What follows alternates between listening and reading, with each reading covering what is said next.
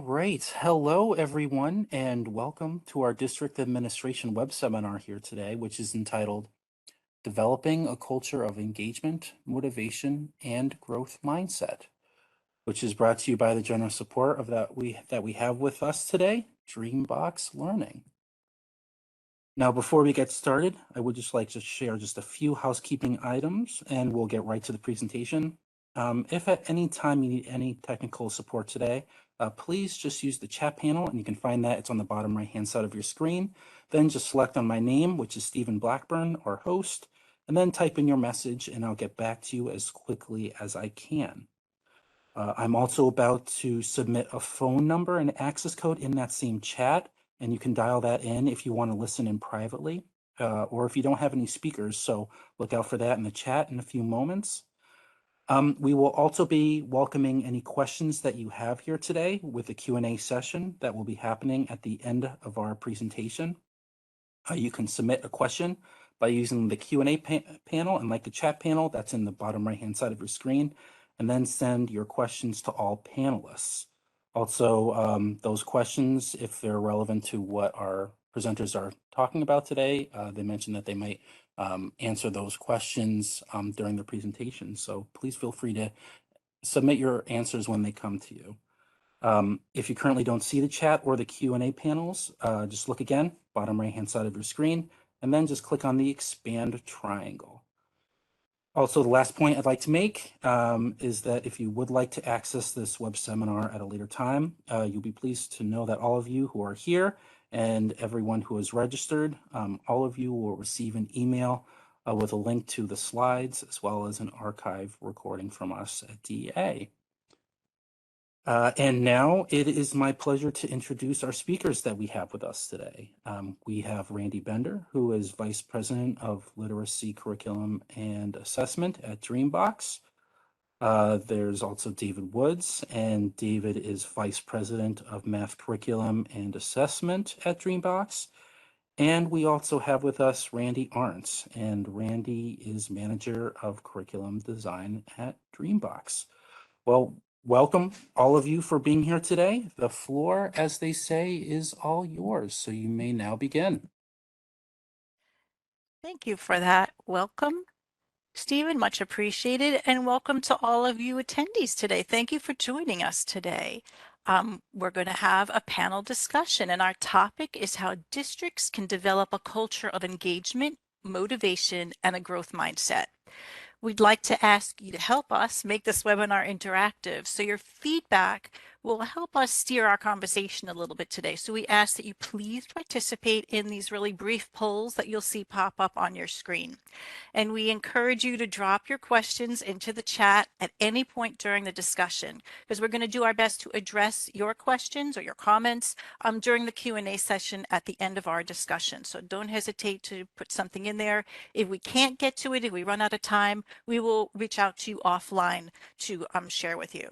And one last housekeeping item, we're going to share links to some of the research and resources that we're going to discuss, and you'll find that in the chat. Feel free to share these resources with your team and for anybody who maybe couldn't join today that would have liked to.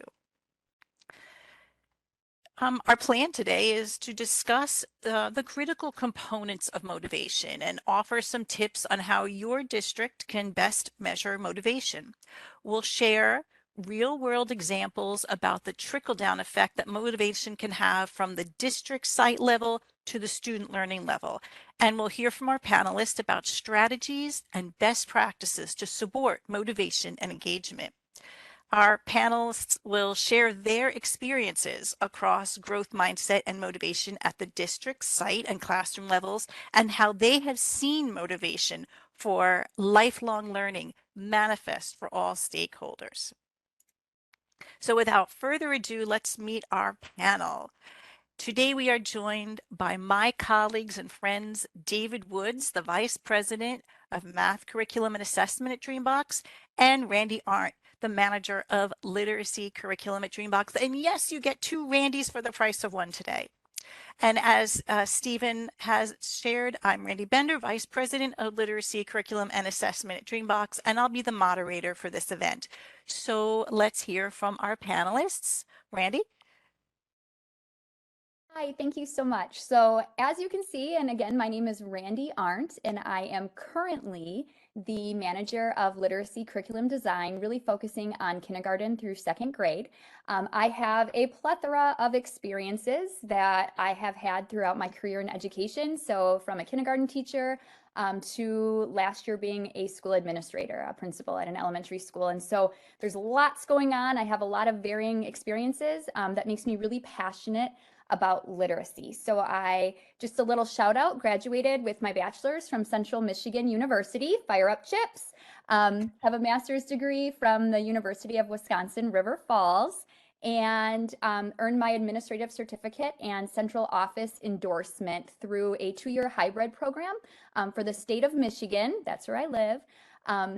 Through the Michigan Association of Superintendents and Administrators. So literacy and leadership, those are my passions. And I truly believe that the way to combat illiteracy in our schools today is to explicitly teach the foundational skills that are necessary to all students, regardless of age or grade level. That is something that I am extremely passionate about. It should not matter if a student is in 10th grade and still needs foundational reading skills or in first grade and needs foundational reading skills. And so that is something that I get to do in my current role and I'm very excited about. And when it comes to motivation and engagement, every single person, regardless of age, needs to feel valued and have a voice and shared understanding of the goals that you are collaboratively trying to achieve. If your students, if your colleagues know that they are appreciated and know that they have had a say in what is happening in the process, motivation, engagement, and positive outcomes will certainly happen. I promise you that. Thanks for being here today, Randy. And now let's hear a few words from my colleague, David. Thank you, Randy. So first, my name is David Woods. I've spent the last 11 years at Dreambox Learning, started as a curriculum designer, and currently serve in that VP role for the curriculum and assessment. Before that, I was a classroom teacher, and I spent a majority of my time teaching in the middle school age group. I really enjoyed working with middle school students. They bring a different challenge every day, right? There's a lot of stuff that happens. It's a tough age group for them more so than for me. I did do 1 year in second grade, so I love to give shout outs to K to 2, the second grade teachers. That was not my age group. I quickly found out that me being 6'5" and 275 pounds, that presence was deep voice, beard, it's like a lumberjack in there. There was a lot of good learning in there for me. I enjoyed it, but middle school was my age group. So yeah, I went to school at Whitworth University, got my BA in elementary education and a minor in Spanish with endorsements in reading and math, and then went on to earn my master's in integrating technology in the classroom. And that's been a fantastic evolution over the years. Motivation is huge with any strong learning culture. And it's very important to me, and as I'm sure it's to everyone that's joining this panel or this session, I believe that education is not a zero-sum game. Every student has the ability to accrue as much knowledge as they are motivated to do or to work through or to accomplish and attain. It's not something that just Randy gets to learn about fractions this week and then it's time to move on, and I didn't get my chance to learn about fractions. And by motivating and engaging students, we develop the lifelong learners, we develop curiosity, and that's what we need moving forward. We need more curiosity, thinking, critical thinking. So yeah, I'm looking forward to the conversation today. Me too. And thank you both for that background. I'm sure our audience can now see why your wit and your enthusiasm and your knowledge base is going to be valuable to all of us. So let's do a quick poll for those that are here now so we can get started on our conversation right away. If you could answer, how concerned are you about the motivation levels in your district? And let's give it just a couple seconds to let the results come in. We should all be able to view that on the screen. And while we are waiting for those results to come in, why don't we talk a little bit about what the definition of motivation is? Oh, wait, I think we have our results coming in now.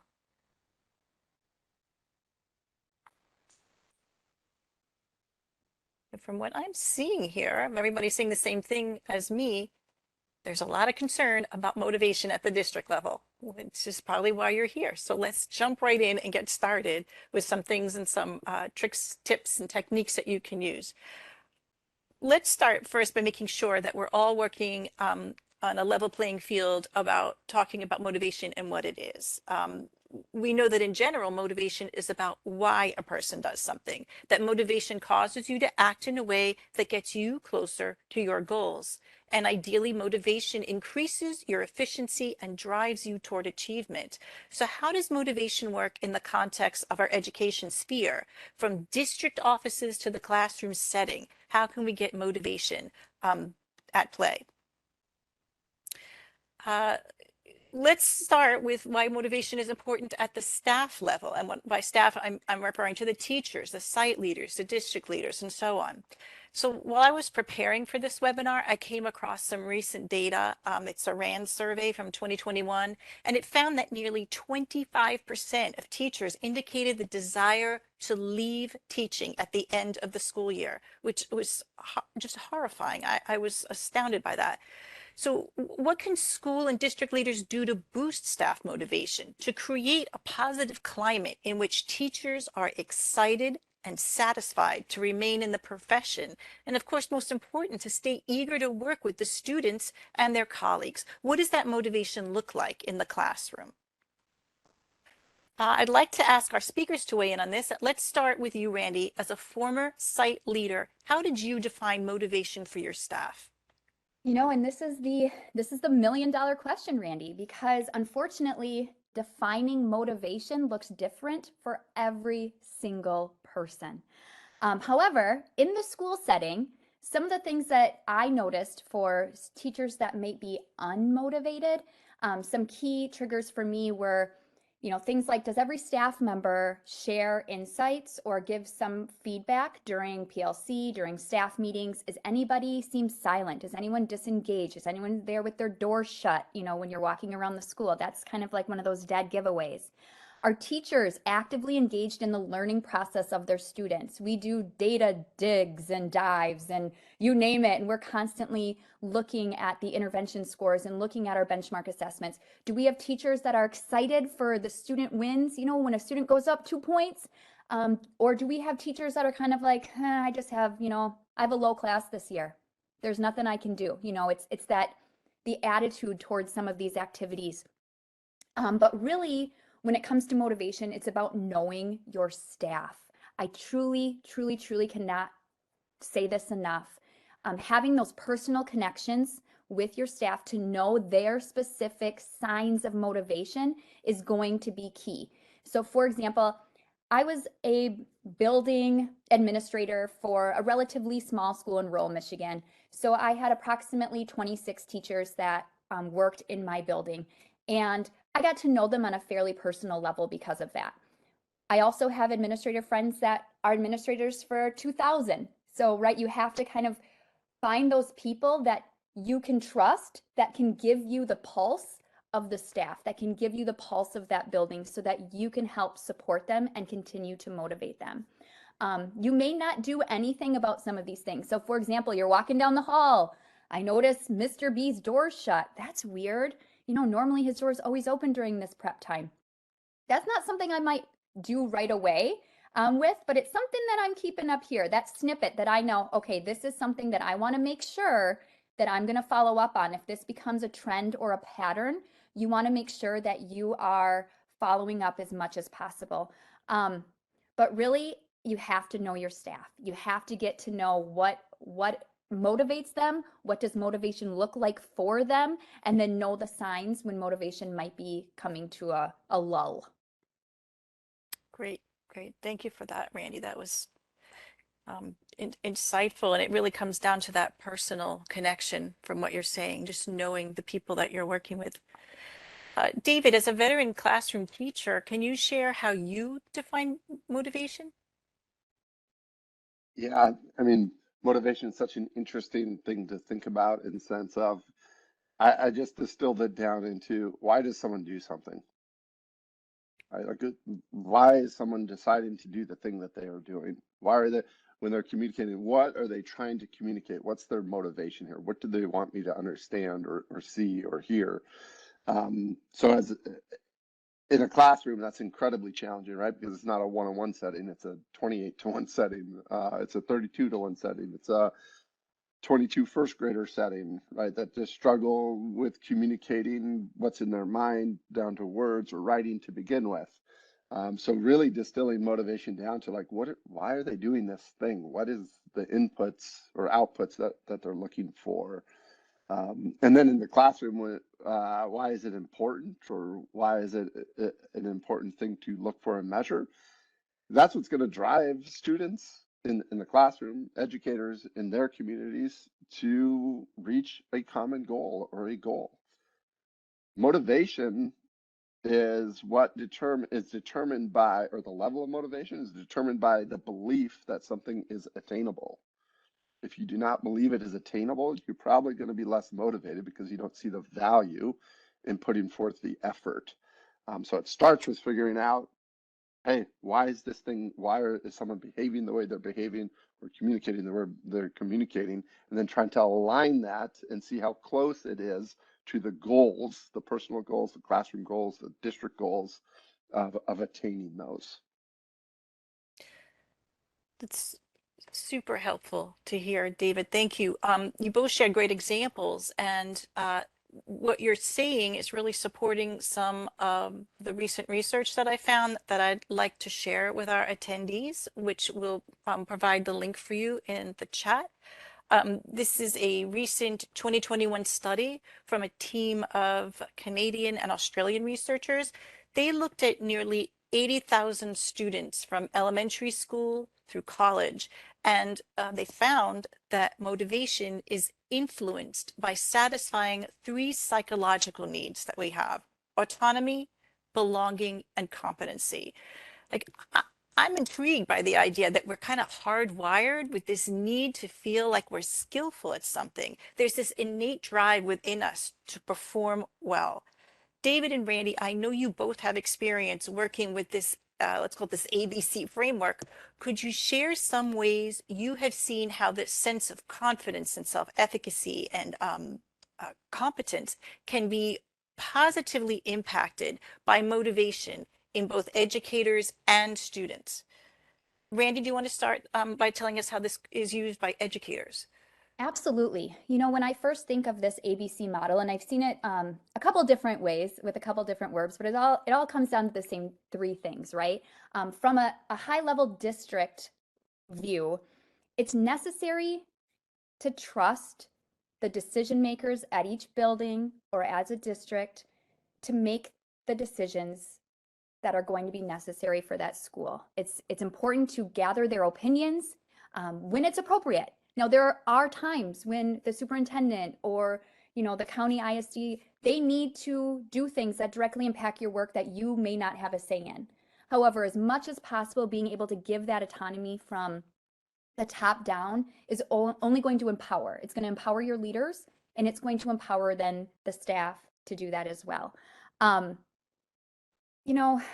thing is that it's also important to really take into consideration the ultimate overarching goals of what your district or school community have, because what works for me in my K2 building may not be what David at the high school level might need, right? So you always want to think about what it looks like is not going to be the same for every building or even every administrator. What I need to help build my skills and to help build my motivation is going to be different than what David might need.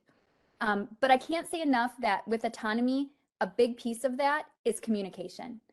Even with staff feeling like they're heard, even if you don't do what they want, but they know that you heard them and that you gave them the feedback that you had to give them, goes a very long way. From a school level, putting my principal hat on, it really is necessary to trust. Necessary to trust the educators. Trust them to teach. Trust them to do the scope and sequence. You do not need to micromanage them. I always believe in the saying, assume positive intent. I do not believe under any circumstance that any teacher, staff member, or even student is trying to sabotage the ultimate goal of your building, right? However, what probably happened is maybe they didn't feel like they belonged. Maybe they didn't feel like their voice was heard. Maybe they didn't have enough professional development to feel competent enough to do the job that they were given. And so always assume the positive intent.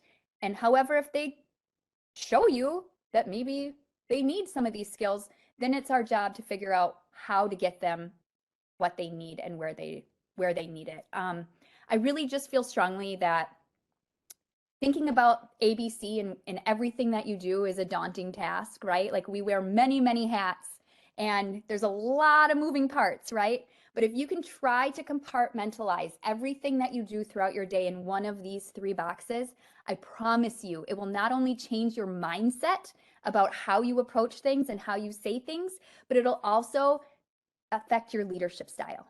And I truly believe that for the better. Thank you. Just a quick housekeeping. Keep dropping your questions in the Q&A chat. We will get to them at the end during the Q&A session. Thanks.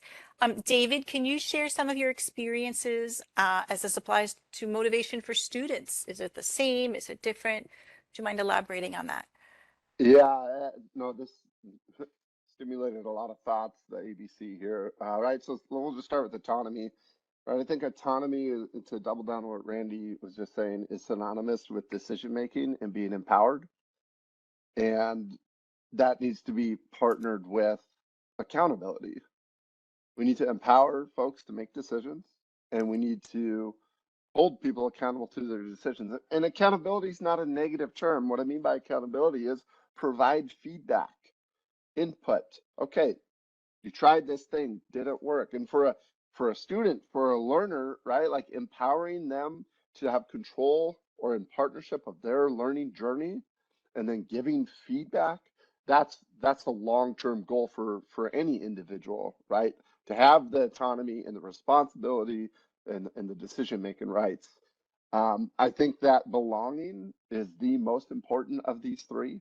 And for me, belonging really, you can't go wrong by being intentionally inclusive. You'll never make a wrong decision by being intentionally inclusive with students, with communities, with districts, whatever community you're working within. Just be kind. Find ways for students to see themselves as belonging within that community, as a critical player and partner in it. So I think belonging of the 3 is like the strongest foundation. Without belonging, the other 2 will not happen, right? If someone doesn't feel like they belong and are inclusive, like having the competency or decision-making rights probably won't happen. And then competency, I always think back to, there's like a meme out there that says, kids don't have math anxiety. They have being embarrassed anxiety, being put on the spot anxiety. I'm not doing it justice, right? But it's not that the math is the anxious part. It's you're putting me on the spot for something I don't feel competent in or confident in. And you're making me talk in front of everyone in a way I'm not comfortable with. And so I think competency, how it relates to motivation, right? Like if someone doesn't feel confident or competent, their motivation is going to go down because they're being put in a scenario where I don't want to engage. So that's how I think about the ABCs and the importance, or at least with this structure of it. And listening to the 2 of you, my takeaway here is like the 2 big things are sort of like kindness and inclusivity, like making sure that we kind of balance those 2 as we're approaching the ABCs. So we often talk about motivating students to, to strive harder, to do better, to be more engaged. But what about educators? Is there a way we can motivate our tired, frustrated, and, it feels like maybe burned out educators in a way that can be leveraged to motivate the students? We know that motivation can be contagious. It can trickle down from the district leader to site leader to classroom teacher to student. So it seems important to invest efforts to motivate staff in order to drive learning outcomes. We've been hearing from many districts that a focus on motivating the adults in the district is just as impactful as motivating students for not only mental well-being, but success in their roles as learners. During a recent partnership webinar that we did with Dr. Matthew Cheeseman from Beaufort County Schools in South Carolina, he shared that his district adopted a rather unique approach to apply the same supportive frameworks to educators as they do for students. And in his case, the district has adopted an MTSS program for students that has effectively trickled down and positively impacted the efforts to support student needs. This link will be shared. It'll be shared with this recording when you get the recording of this. So if you're interested in learning more about Dr. Cheeseman's approach in his district, please feel free to watch that.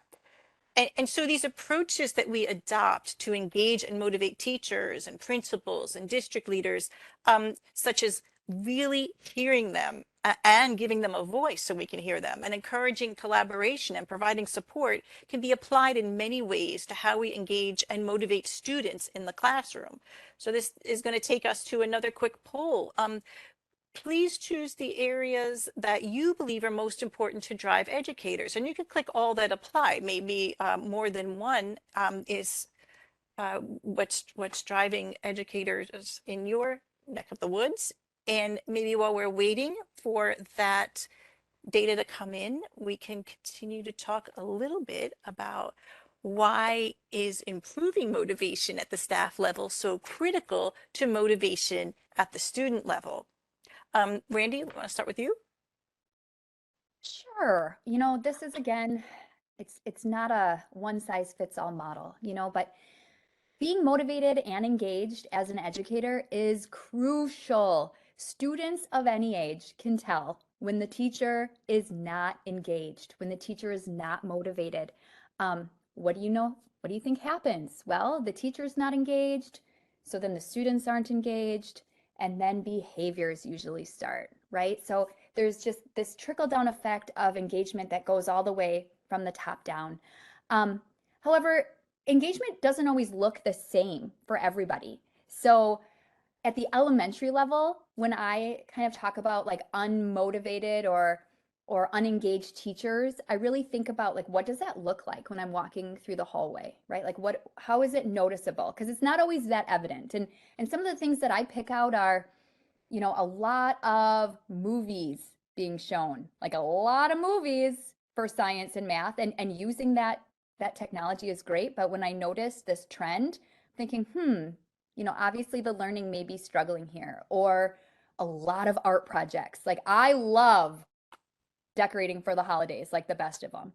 However, when you notice that one teacher has 15 out in the hallway and another classroom has 1 or 2, that kind of tells you how they're utilizing their class time, right? Like they're unmotivated to teach the scope and sequence, but they're super motivated to make things look really cute. So you have to find that balance.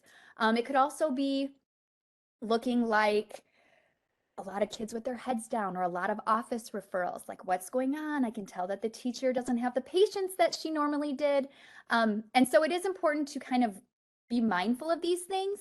And then in order to build that up by improving motivation, again, it goes back to that building relationship piece. It's that sense of belonging, so that you can have that relationship with that teacher to say, hey, Randy, I saw that you had a lot going on in your room today. Let's talk about it. What can I do to support you?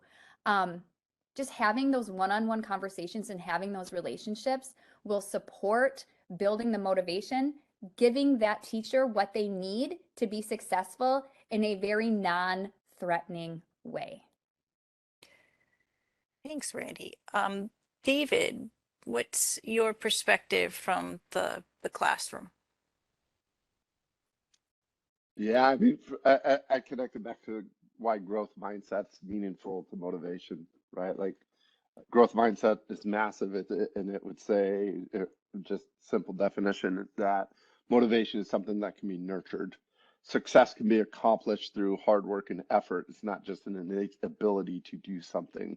And so as I think about like building that culture motivation, it's like we need that growth mindset. lifelong learners.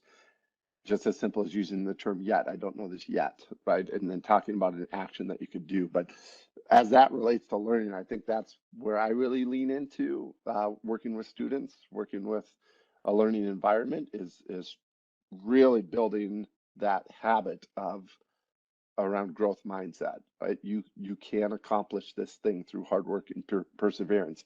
And of course, again, I just want to double down on nurture, right? Like there's other variables within the environment that nurture that.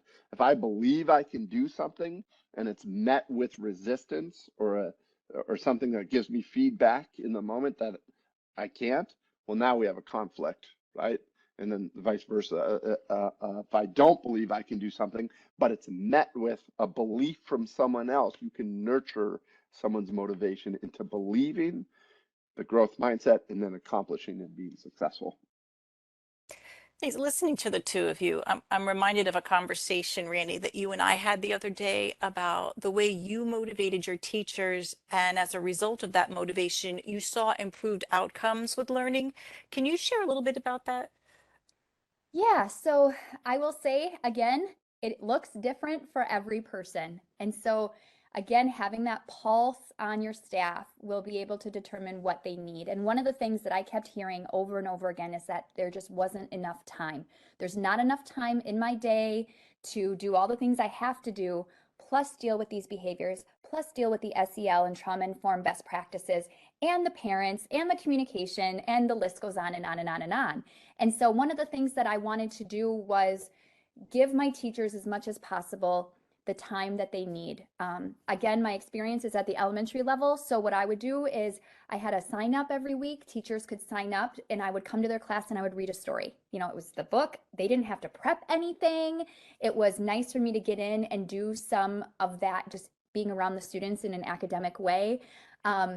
And also it gave the teacher like 15 to 20 minutes that they could do whatever they want, like use the bathroom, right? Like be able to go make copies, get the time that you need to grade papers, to lesson plan. The students really enjoyed it because they got to have the principal in there for a little bit. And the teacher enjoyed it because they knew that I appreciated them, that I knew I heard them. I can't give them time back. I can't take the whole school, but once or twice a week, I can read a story for 15 minutes if my schedule allows. And so that was a really big thing that went a long way. Obviously, as a principal, you wear many hats, however, and so you don't always have the opportunity to do that. And so I would also designate a handful of staff members that my secretary would know, okay, if Randy has an IEP or if she has something else going on, who's on deck? You know, because that teacher still deserved it, but I couldn't always be available. And that is something to be mindful of as well. You can't do it all as an educator, as a building leader, so to speak. Another thing that I found was really helpful, kind of one of those silver linings of the pandemic, if you will, was allowing some flexibility with how our staff meets. So it used to be, you know, monthly staff meetings, had to be in person, you had to show up, it's part of the teacher contract. And since the pandemic, we've able to use technology in a very positive way. And so teachers can join on Zoom. We always had them recorded. And it got to be really helpful for a couple reasons. One, I'm a mom as well, so I get it when you have to bring your daughter to dance class after school or you have no one to watch the kids and it's a pain having to bring them to the staff meeting and then you have to bring snacks and activities, and I get it. And so being mindful of that allowed the teacher to feel that they could still participate from home and still get the ideas and get the notes after and ask questions if they needed. So that was really helpful. And then the other thing was celebrate every small victory. Lift your staff up as much as you possibly can, because unfortunately, as I mentioned earlier, you are going to have those classrooms every year that just luck of the draw, they do have the lowest academic class in the entire school. Or luck of the draw, holy man, did not know that these kids together were going to cause this much chaos, like a lot of behaviors going on there. And so it's necessary to give those small victories. So I can tell that teacher, have you looked at your intervention data?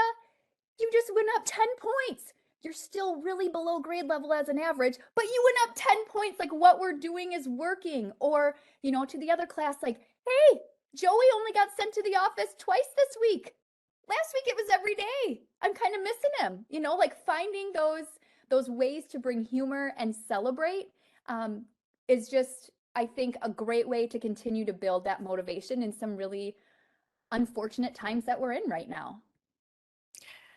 Yeah, I mean, those are incredibly motivating ideas that you have. I love the idea of just being a supportive leader and giving help to people when they need it. I encourage our attendees in the webinar maybe to weigh in and drop a couple of ideas that they might have, what they're doing at the district and building level. Put it in the chat so others can experience and see what you have. And I'm going to ask to David now, like, think back to your experience in the classroom. Could you share ways you remember how district leaders motivated you? So like coming at it from the other way, like what was being done to support and motivate you? And what practices might you have witnessed from other district leaders around motivation? Yeah, I think the first one that was always motivating is just knowing you had a partner in crime. They cared. They cared about you. They cared about the students. It was very student driven. One particular admin in mind was very student centered in partnership with what we were trying to accomplish in our classrooms and the broader school and then district. So I think partners in crime is a great thing to have with your district admins. And they get it, right? Like by having the empathy, Randy used some great examples about, he had some really strong empathy for like, there's a lot of stuff going on. Give yourself a little grace. And in return, give other people grace as well. There's always positive intent. People that are working in a district in education are trying to improve the lives of students and improve their potential for the future. So I think those, now some of the key attributes that I liked, at least in this particular admin that comes to mind, never monopolize the conversation, right? Like a lot more listening to understand than listening to respond, and would provide just the right amount of feedback. And that's a tough thing for the admins out there, right? Like it's incredibly challenging because a lot of people are self-conscious about being a micromanager, but being a micromanager is dependent on how the audience that you are talking to feels they are. Are they competent in what they're trying to accomplish? And then you give feedback about how to do it. And they're like, I already got this. Why are you telling me this? Versus the flip side of it, like, oh, I'm struggling.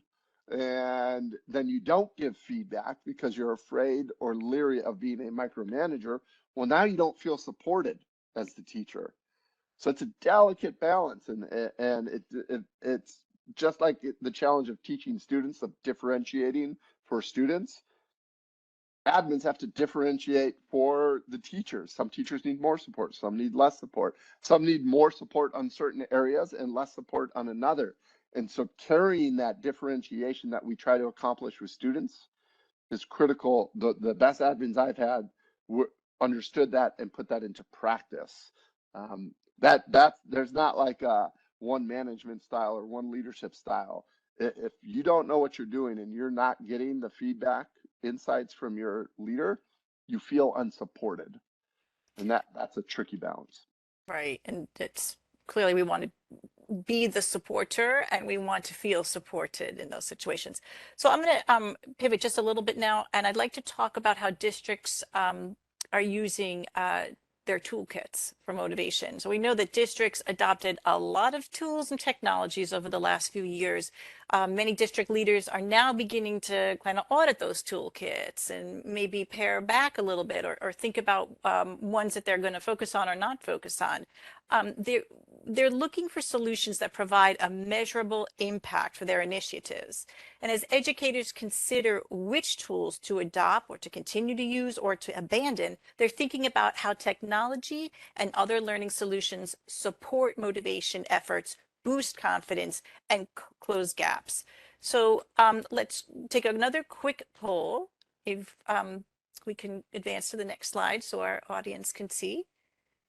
Thank you. And we'll ask you to please pick which tool or support you found most powerful. And while we're waiting for the results to come in for that, just think about the tools and support that you've used and Great, I see that's running there. Okay, super. So David and Randy, I'd love to hear about the types of tools or technology you've seen, or maybe that you've used, that are successful for both students and educators when it comes to motivation or engagement. What questions should districts consider as they select learning solutions or tools? Let's start with Randy. Sure, there's a lot that comes right now in today's age, especially again, since the pandemic. I hate saying the P word, but I feel like it's like pre and post because there's so much technology out there. There is so much to choose from, and it's difficult to decide like what is going to be best for my staff, for my students, for my goals. And when I say my, I mean like I'm speaking from like district leader hat right now. And so one of the things that I think is super important to be thinking about is, what are you getting from this? Are you meeting the needs of the students in a way that you couldn't otherwise meet them? So I always tell my staff, you cannot physically differentiate by yourself for the 27 second graders in your class all day long for every subject that you teach, right? Like it's not humanly possible. You talk about needing more time, you would need like a full year school plus 5 days, right? And so I feel that with the appropriate use of technology, you can ensure that your students are on their path doing what they need to build those skills or to enhance those skills. Because that's on the flip side of things, you oftentimes have, what do you do with these 5 kids in kindergarten that are already reading? Like I'm teaching the letter S, right? And now I've got these 5 kids that are able to read books. Finding things to leverage because you physically as one person are unable to do that. So I think that's number one consideration is like, how is this going to best benefit you as the educator? The data you're going to receive from a school level, like, are we able to measure growth? Are we able to measure mastery? Looking at our overall beginning of the year benchmark data, it looks like, whoa, we really need to work on inferencing. What can we leverage from a technology standpoint to make sure as a school we are meeting this need, to make sure as a district we're honing in on these weaknesses that we know we have. And then the third thing that was sorry. No, that's okay. I was going to jump in. Do you want to finish that thought? I was just going to say the third thing that I found really important was professional development. What do my teachers need in order to do this and to do this with fidelity and to do this the right way? Thank you. I'm sorry I interrupted. I think that's great insight about tools in the district. And I think what Randy mentioned also brings up an important question about how we're using technology in classrooms. So since the pandemic, we've been inundated with technology. Educators are there's just so much available to them, but they're taking a step back and assessing how and which technology is really productive. So can you each share some best practices for leveraging technology to drive engagement and motivation, and how it can help educators stay engaged and in turn engage students? And if you could kind of keep it a little bit tight because we want to leave some time for Q&A at the end. David, do you want to start? Yeah. So technology, look, it's a tool. 30 years ago or whatever, maybe 7 years ago, before my time, the calculator came out of technology, right? And it's not doing, I think we've learned over the years that technology can rob students from thinking and it can empower students from thinking. It depends on how we design the learning experiences. Now, fast forward to today, everyone's talking about Chat GPT, probably, if you haven't heard about AI and so on.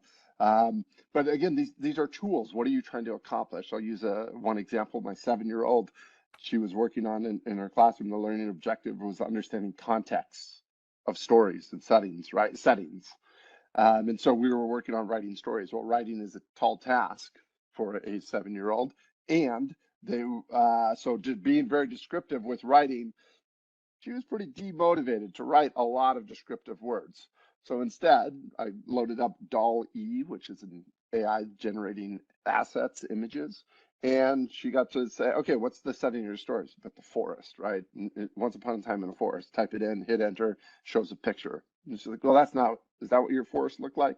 Well, now she's once upon a time in a dark, deep forest that has raining, live trolls, right? And we put in this big, elaborative sentence, and it immediately makes an image. some people are concerned that that may rob students from creativity, where I'm looking at that technology as a tool to help a student or a learner understand, in this case, setting. So technology is a tool to deliver efficiently intentional learning experiences, right? If students walk away from a technology tool just as a way litmus test, if they walk away with it saying, I leveled up my avatar, then they probably missed the point of that learning experience, right? So as you're evaluating all the tools that you could use, align it with what you're trying to accomplish, and then what does the student say about it at the end? What did they walk away with?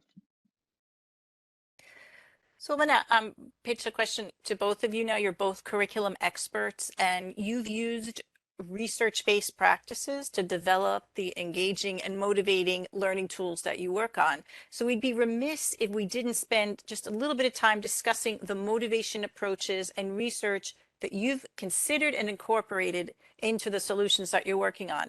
So why don't we start with you, David, if you wouldn't mind just sharing like just some strategies that Dreambox Math uses to motivate learners.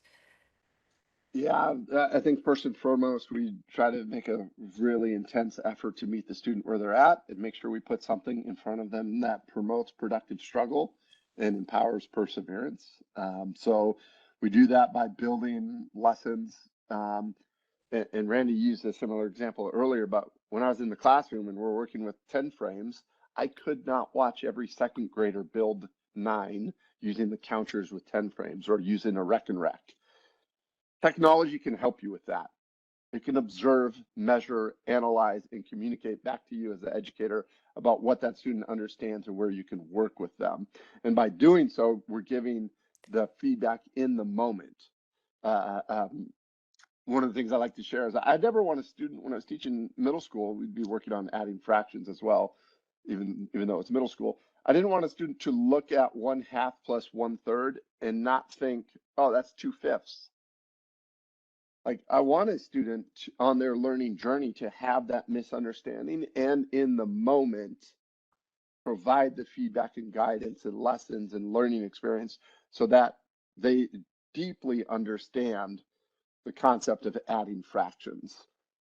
So personalized learning technology really empowers the ability to meet a student where they're at, and that in turn will develop the lifelong learner. I can do these things. It is a struggle right now, but I can work through this. I can persevere. Thank you, David. And Randy, would you mind answering the same question for Dreambox Reading Plus? What's in that program that motivates learners? Yeah, I think first and foremost is student choice. So being able to choose the genres, the texts that they are reading themselves. I'll give the example, my 3rd grader, my oldest, he is in Reading Plus, and he is a 9-year-old boy, and he only enjoys reading about sports or really gross boy things. And so thankfully in Reading Plus, he is able to read about slimy slugs if he wants to, and Michael Jordan.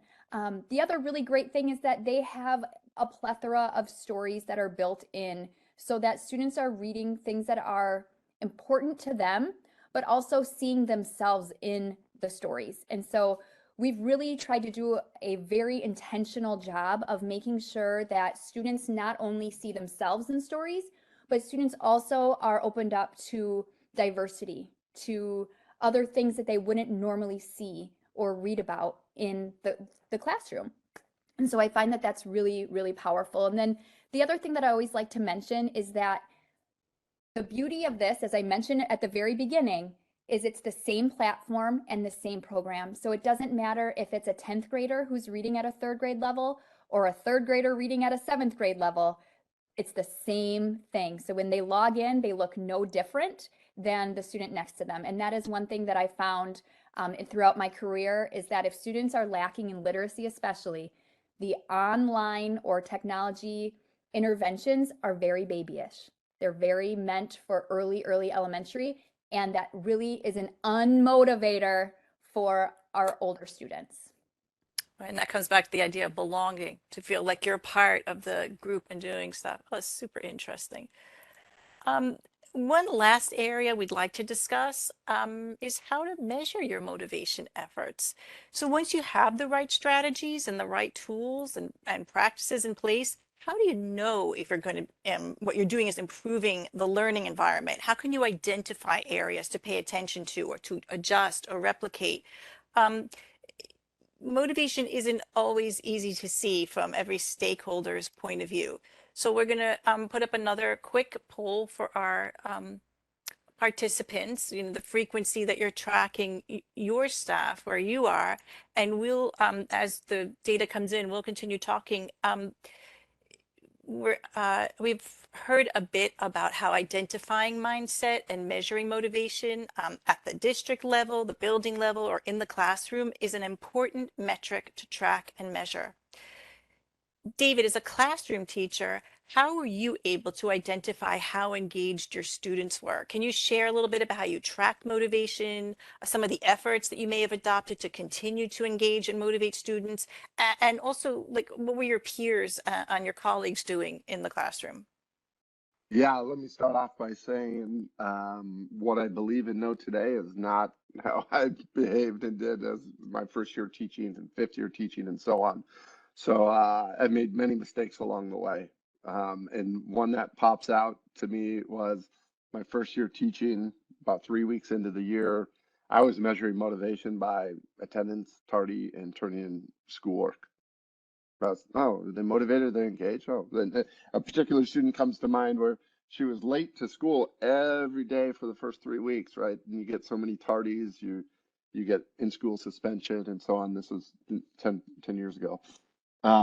And so I remember the conversation distinctly. Here I'm like a 22, 23-year-old kid, adult, but kid on the scale of things, talking to a 13, 14-year-old and saying, hey, why are you late every day? You don't, I'm like, this is important. You need to be getting to class. And she said, look, I've got to get my 3 younger siblings to 3 different bus stops so they can get to first grade school and our K-3 building and so on. And then I get to school. And I'm thinking, holy cow, like this person has more responsibility. I'm saying she's not motivated. She gets up every day motivated. I think with actually getting her kids or her younger siblings to school, and then she gets there. So that was a light bulb moment for me to think about motivation and engagement differently. It can just be some data point that applied to every student. So then later in my career, just to fast forward, um, a really strong PLC, had a strong community, the colleagues that I worked with. We prioritized measuring motivation and engagement. And we did that by continuously having surveys or exit tasks that were intended to measure how are you feeling about school today? What was on a scale of 1 to 10? What was this day like? We had folders if a student wasn't having a great day and they could recognize it wasn't a great day, they had stuff going on outside of school, they could go over, grab a folder, and we had a couch in the back. You go sit down, and there's some other activities that they could do, right? And we were very worried at the beginning that students were going to abuse this, but right, by empowering, go back to the ABCs, autonomy, right? Be inclusive. It doesn't hurt to be kind. Competent. Like over time, we were able to build and measure this environment of, hey, students were empowered to make a decision. Were they going to have a good day or not? Self-awareness, go back, take a break, and then come back into the learning. And we found a lot of success on motivation. And our metric then was downstream. One, decreasing attendance. We weren't measuring and trying to change attendance by harping on the student. We were just looking at attendance rates. Students wanted to start coming to school. And then 2, how did they talk about their learning experience? Thanks, David. I'm just looking at the poll results that came in and seeing, what maybe what works in the classroom on a daily basis. Obviously, at the district and maybe building level is a little tougher to do because the skew there is looking like there's a less frequent ability to check in. Why don't we go to some closing thoughts now? I'm going to ask my panelists if there's one piece of information you'd like our audience to take away from this webinar. What is it? Randy, what would you like the audience to take away? Yeah, I really just, again, can't reiterate enough. Motivation is not a one size fits all. And motivation changes throughout the day like a roller coaster, right? So someone might be motivated and then something happens and they're not. And then you got to lift them back up. And so, again, always assume positive intent. Always give grace to yourself, to your staff, to your students, to your parents, and build those relationships and those connections. That is what's truly going to help support and motivate your building and your staff. And David? Yeah, I'm a big believer in if you want to change the conversation, change the measurement. So if you want the conversation with your students or with your community, with your district, with your teachers, just start measuring what motivation is and continuously and feedback loops, right? So if you want to change the conversation, change the measurement, because whatever's getting measured is going to be talked about and valued. Thank you. Well, thank you both. I think what we'll do now is look at some of the questions that have come in during our chat here, and I'll just open the floor up and let you jump in and see what you want to say. So let me grab the first one. Our district has experienced major churn in programs in the last few years, and as a result, many educators feel hesitant to learn new tools, which continues the cycle of losing programs. How can we better motivate educators to use what's available? And do either of you want to take that one? Yeah, I can talk about it. Right. Right. There's so many parallels when I hear a question like that, right? Like many educators feel hesitant to learn new tools. You can replace educators with students, and you could replace new tools with concepts. Many students feel hesitant to learn new concepts. We need to develop lifelong learners, and that includes educators. And in order to do that, educators need the same support that we give students: professional development. Randy said it many times: grace, positive intent, inclusivity. There's so many things going on, especially today. I cannot begin to describe the amount of challenges y'all have as educators today compared to the past. It just seems like there's more and more. But if we can show how the tools, the technology tools, can help be more successful for student outcomes and make a job more, an outcome more accessible, then you get the buy-in. And you do that with professional development, support, understanding, empathy. Great.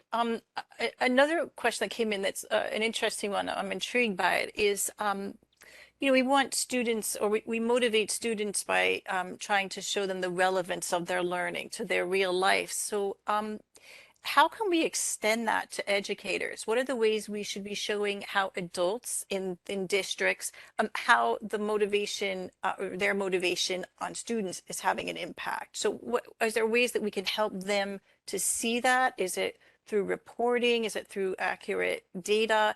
We touched a little bit on this while we chatted, but I'm wondering, maybe Randy, you want to take this one? Yeah, it's difficult to motivate educators in the same way that they are able to motivate their students. I think that's just innate in all of us educators. Like, we know what to do when we're in front of our classes, but when it comes to ourselves, it seems to be a little bit more difficult.